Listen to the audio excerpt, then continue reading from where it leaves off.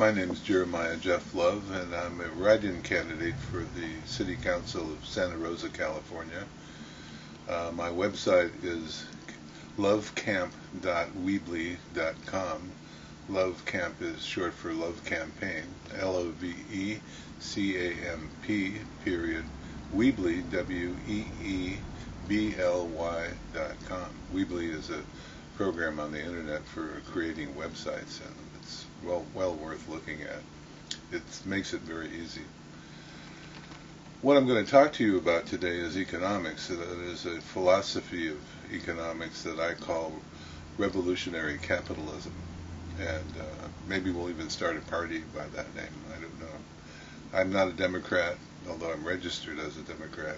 I'm not a Republican. I'm not an independent. I'm not any of the existing labels for what I believe, because I don't feel that's too restrictive in a way.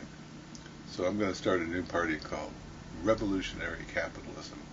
What does that mean? Well, the history shows us that there are revolutions over time where people decide they want to change the very nature of their government. Of course, we had the American Revolution, where we broke loose from England and the monarchy and became a republic or a democracy, depending upon which party you belong to. I'm not sure why the Republicans insist it's not a democracy, it's a republic. Or the Democrats insist that it's not a republic, it's a democracy. So what do those words mean, and what the heck has capitalism got to do with all of this? Right now we're living in a situation where capitalism has got its foot on the neck of democracy. They're not the same thing. Democracy is a form of government, capitalism is a form of commerce. But we get them confused because we're often told that capitalism, or laissez-faire capitalism, is the self-balancing wonder wizard of the economy, and that everything will come out all right if you just let people do what the heck they want to do with their money.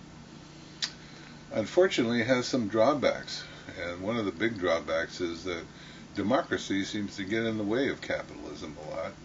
So democracy being represented by the government that you vote for, and capitalism being big business or little business, trying to get some profit out of the world. But it's always been that capitalism has needed these kind of restraints, because if you just let it go wild, you end up having children being employed for 12 hours a day on slave wages and hardly getting fed, and living in cold bunk beds in big warehouses, because that's a profitable thing to do, and that's what capitalism would do if it were left to its own devices. But somehow people don't like that anymore, and they have their government make rules and laws that restrict the ability of capitalism to do just what it wants to do. And so we have laws against child labor, we have laws against this, that, and the other. All those laws are designed to restrain capitalism from doing what it needs to do. Why does it need to do that? Well, there's a whole class of people, the Occupy people, we call them the 1%, who simply live off the profits of other people's labor. They do it in the form of stock ownership or business ownership or ownership of one thing or another, stock derivatives, subprime mortgages. All that stuff is packaged for the 1% to buy into and have a ever-increasing share of the total economy in terms of income. Those folks have problems just like we do. They're not different from us. They're very, very rich. You know, they have to get naked sometime, as Bob Dylan might say. And they have to pay their bills just like we do, except their bills are much, much larger. For example, I knew someone who had 5 houses around the world, and each house had 2 or 3 cars in it, and they had to have a staff to keep the cars running. They had a staff to keep the garden happy. They had a staff to clean the bathtubs every once in a while. Nobody was actually living in the houses, but they comprised a tremendous amount of money just to maintain them. So while you and I might be worrying about the $2,000 a month that we might be making, to pay off all our bills and feeling like we just made our nut. And we do that with our labor mostly. That is, we have a job if we're lucky. But the 1% doesn't have a job. It has income from owning a job, so to speak. And so they're very concerned about the nature of profit. And profit, as we know from Marx and others, that is simply what you don't pay the labor force who creates the value in the first place. For example, why do companies pick up and leave America to go elsewhere to manufacture whatever it is they're manufacturing? I mean, you can imagine that if you had to move from your house to a new house, the trouble you'd have to go through packing everything up and hiring some kind of moving truck and either having it done for you or doing it yourself. It's a lot of trouble, and then of course you got to unpack at the other end. It's all a big pain in the butt, really. Imagine doing that with a giant factory full of hundreds and hundreds of pieces of machinery and parts and all the logistics involved in picking up a factory and moving it to Mexico, for example, or China in some cases. It's a lot of trouble. Why would they want to do that? Well, of course, we all know that they do that because in China and in Mexico and third world countries, people are getting paid a lot less per hour or per day than Americans expect. So a laborer in the United States building a car, for example, might be making 20 or 25 bucks an hour, which is just the bottom of the living wage scale.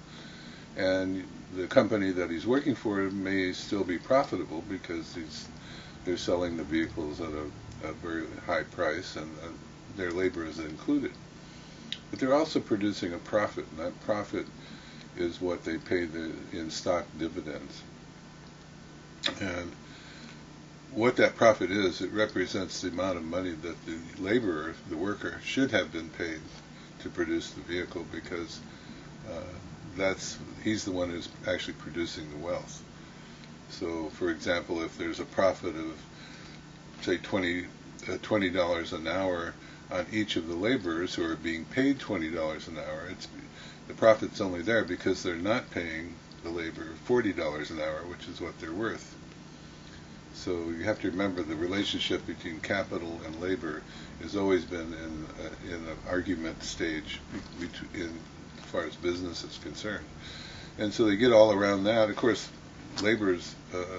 workers don't like to be treated badly, so they form unions, and then they have more power than the capitalists would like them to have, and then in order to get rid of that, they have to pick up and move, go to all that trouble and expense. But it pays off in the long run, because when they move to China or Taiwan or wherever they're going, instead of paying 21 bucks or so an hour, they're paying 21 bucks a day or less. In some cases, $1.50 a day.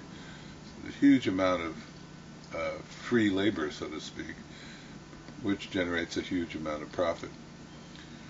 So there's the balancing act. How much to pay the worker versus how much profit you want out of the company.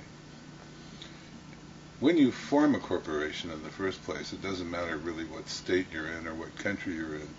They always have this one mandate, that the bottom line, that is profit, is the most important thing that they're doing. There's nothing more important than generating that income for the 1% who own the company in the form of stock, if it's a stock-bearing company. So how do we reconcile this problem with the fact that every once in a while things crash into each other? The stock market crashes. It's done so dozens of times in our lifetime, or over the last century, for one reason or another. Lately it had to be subprime mortgages packaged as investment instruments that the 1% could buy and get a little bit more return on than if they just put it in a bank on a CD or something like that. So capitalism is constantly trying to figure out devices to make more and more profit and grow and grow and grow. When you form a corporation, you're signing a contract with the government that allows you to be a corporation, that you will produce profits, and that's your only goal, and that you must focus on that.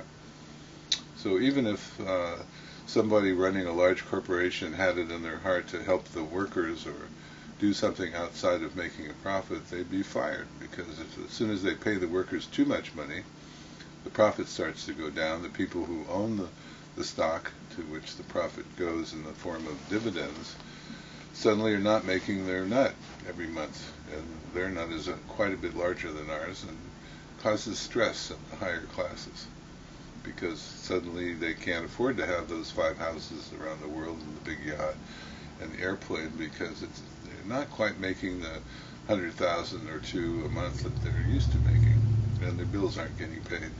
The same situation, no matter what economic level you live on, you've got these bills to take care of that keep you going. You gotta buy food, gotta go out to the best restaurants, whatever.